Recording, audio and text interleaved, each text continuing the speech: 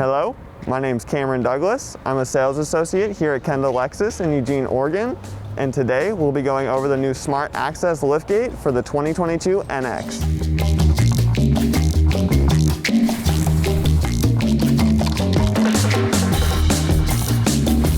So we're going to start here with the two buttons on the 2022 NX liftgate. One is to close the rear hatch and the other is to close and lock the vehicle. So the simple close button is just going to close the rear hatch.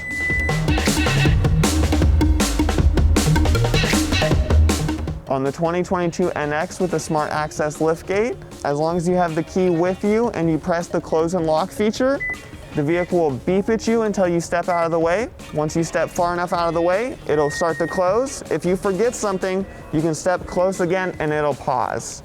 You can then hit the rear button and it'll come back up.